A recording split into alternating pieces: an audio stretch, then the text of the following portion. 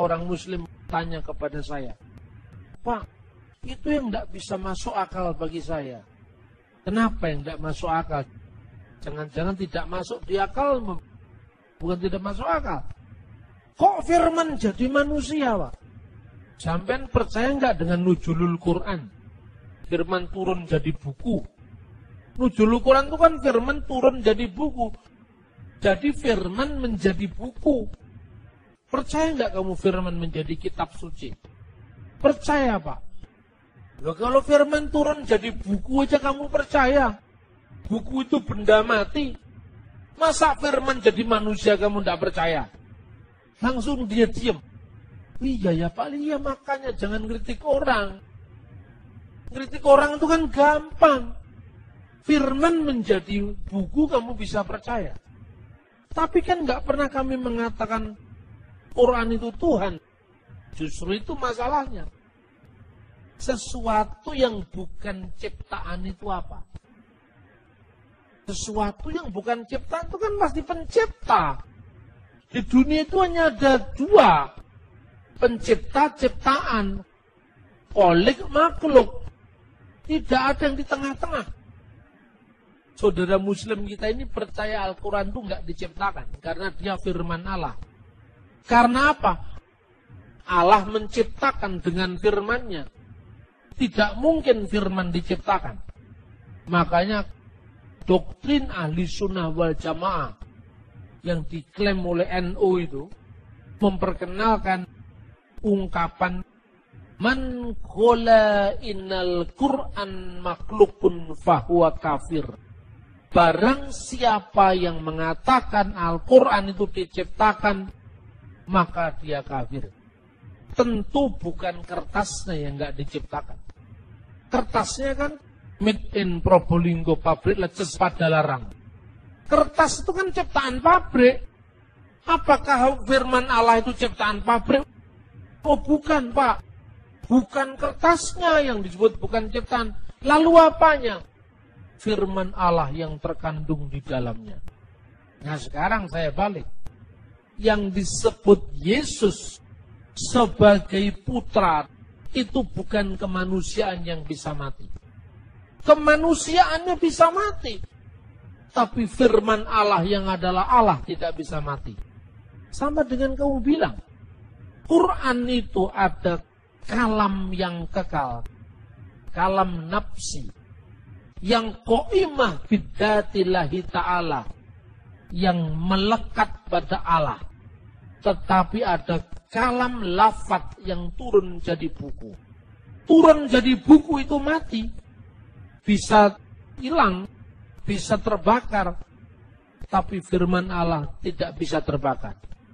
Itu dia tetap aja nggak bisa ngerti-ngerti. Saya kutipkan hadis. Ini ada hadis. Aisyah ditanya, apakah ada ayat-ayat tentang rajam? Ada. Tapi ayat-ayat itu dulu kan Al-Quran belum dijilid jadi buku. Masih terserak-serak di mana-mana. Saya taruh ayat itu di bawah tempat tidur saya. Lalu saya sibuk untuk ngurusi jenazah Nabi Muhammad ketika Nabi Muhammad meninggal. Tiba-tiba ada kambing masuk memakan ayat tadi. Apa firman Allah bisa dimakan kambing? Tidak bisa, Pak. Itu yang dimakan kambing kulitnya. Yesus juga firman Allah tidak mati. Yang mati kemanusiaannya. 1 Petrus pasal 3:18. Dia yang dibunuh dalam keadaannya sebagai manusia. Coba mana yang tidak masuk akal di iman Kristen? Tidak masuk di akalmu, bukan gak masuk akal. Semua bisa dijelaskan. Inilah yang sering membuat orang Kristen minder. Waardigheid kompleks, kata Bung Karno. Bahasa Belandanya itu. Orang itu minder begitu ditanya tentang Tritunggal. Dia menghindar. Jangan dipikir dengan akal. Pada akalnya yang belum memikir. Ketika ditanya tentang ketuhanan Yesus, dia menghindar. Ini waktunya kita menjelaskan karena iman timbul dari berita. dan berita atas sabda Tuhan. Maka beritanya diperjelas. Kenapa selama ini tidak jelas? Karena gereja membangun mental sektarian. Katolik lawan Protestan. Pentakosta lawan Protestan. Karismatik lawan Pentakosta. Ini yang membuat kita tidak pernah berpikir bagaimana menciptakan teologi yang kontekstual. Bagi saya, soal Protestan, Katolik, Pentakosta itu sudah masa lalu. Sekarang kita harus menatap masa depan bersama. Memaafkan sejarah. Menatap masa depan bersama. Justru ketika saya dialog dengan Islam, enak. Kami kan tidak pernah mengatakan lakukan untuk Tuhan, Pak. Betul. Karena Tuhan itu kan jabatan. Benar. Buku nggak mungkin disebut Tuan. Yang disebut Tuan itu adalah Tuan Takur, Tuan Sulaiman, kan itu kan? Tuan di atas segala Tuan itulah Lord of Lord. Itu Tuhan. Segala kuasa di surga dan di bumi telah diberikan kepadaku. Kata Yesus. Hendaklah seluruh orang Israel mengetahui bahwa Yesus yang telah kamu salibkan itu menjadi Tuhan dan Kristus. Allah telah menjadikan Yesus yang kamu salibkan itu sebagai Tuhan dan Kristus. Jadi di dalam Kristus ada kodrat ganda. Firman Allah yang sepenuhnya Allah dan anak Maria yang sepenuhnya manusia. Dalam kemanusiaannya Yesus mati. Kristus sebagai manusia bisa mati. Tetapi firman Allah tidak bisa mati. Firman Allah itu kekal. Karena Allah itu menciptakan segala sesuatu dengan firman-Nya. Justru yang problematik saya tanyakan kepada saudara muslim. Firman Allah itu Allah apa bukan? Bukan, Pak. Ciptaan apa bukan? Bukan ciptaan tapi bukan Allah. Lalu apa? Ketika firman Allah itu kekal, Allah juga kekal, dan firman itu bukan Allah, berarti ada dua yang kekal. Dua apa satu ini? Dua. Satunya firman yang kekal, satunya Allah yang kekal. Berarti Tuhanmu bukan satu, dua. Tapi kalau firman itu adalah Allah, firman itu kekal, dan firman itu sendiri adalah Allah. Berapa Tuhan? Satu.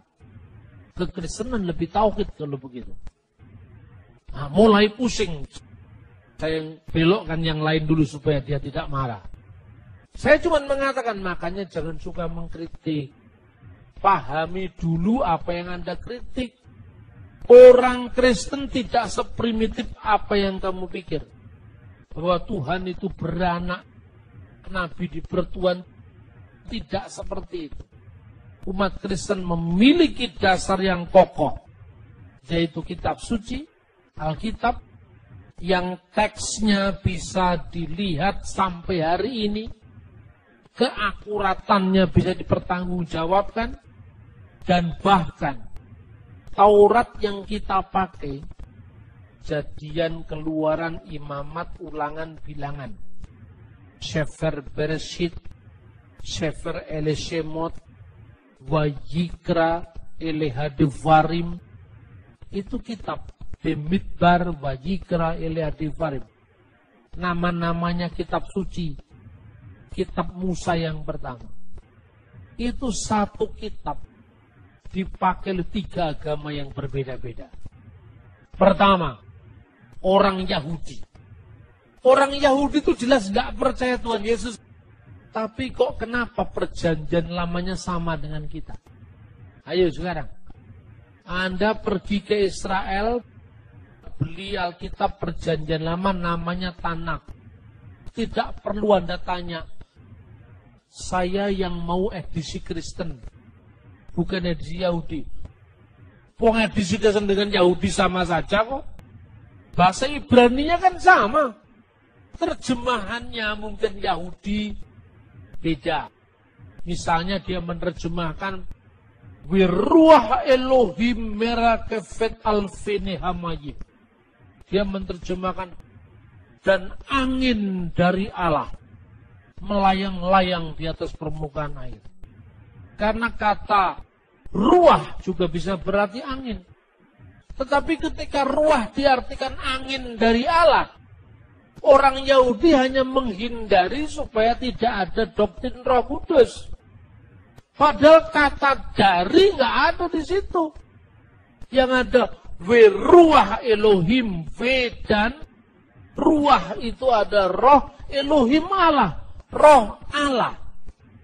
Karena orang Yahudi menghindari doktrin Roh Kudus, maka dibuanglah kata-kata ruah, diganti dengan angin. Tapi teks aslinya tetap Wiruah Elohim merakefet alfini hamayim. Orang Yahudi menolak Yesus, tapi dia tetap tidak bisa menolak kata Emmanuel dalam Yesaya pasal 7 ayat 14. Orang Yahudi bisa menolak Yesus sebagai Tuhan dan Juru Selamat. Tetapi nubuat hamba Tuhan yang menderita, Yesaya 53, tetap ada di kitabnya orang Yahudi. Dua agama berpisah 2000 tahun, tapi kitabnya sama. Kalau orang Kristen memalsukan Taurat Yahudi, Yahudi pasti protes. Nyatanya Taurat Yahudi dengan Taurat Kristen sama. Perjanjian lama Kristen dengan tanah Yahudi adalah sama. Lebih daripada itu, ada orang Samaria. Orang Samaria itu percaya bahwa kitab Taurat Musa. Mereka membaca Taurat yang sama, padahal sudah berpisah dengan Yahudi kira-kira abad ke-5 sebelum Masehi. Sepulang dari pembuangan Babel. Karena orang-orang Samaria ini orang Yahudi yang menikah dengan 5 suku di Asur, mereka ditolak dalam pembangunan Bait Allah yang kedua. Tetapi Tauratnya masih Taurat Samaria.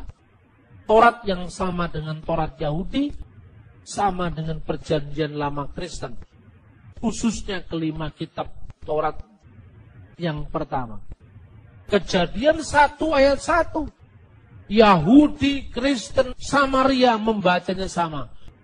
Bereshit bara Elohim et hasamayim ve'et sa'aret. Pada mulanya Allah menciptakan langit dan bumi. Sekarang saya bertanya, Islam percaya Taurat? Percaya, tapi Taurat mana? Taurat yang ada di angan-angan. Karena dia percaya adanya kitab Taurat. Tapi begitu ada kitab Taurat, mereka menolak kitab itu. Katanya palsu. Kalau ini palsu, mana yang asli tunjukkan? Semua kitab Taurat di tangan Yahudi, di tangan Kristen, di tangan Samaria adalah Taurat yang sama. Inilah pentingnya kita memahami akar iman kita, agar iman kita tidak dilecehkan. Bahkan orang berbalik untuk mendukung karena melihat kebenaran ada di dalam Alkitab, firman Allah yang mencatat tentang peristiwa-peristiwa, tentang firman yang menjadi manusia. Kiranya Tuhan semakin menambah pengetahuan kita, mencerahkan kita, agar firman Allah semakin menguatkan hidup iman percaya kita di dalam Yesus Kristus. Oke teman-teman, dukung terus channel saya biar saya semangat juga untuk membuat video kreatif dan memberkati. Dan jangan lupa share ke teman-teman sebagai bentuk dukungan kalian terhadap perkembangan channel ini. Oke, terima kasih, Tuhan Yesus memberkati.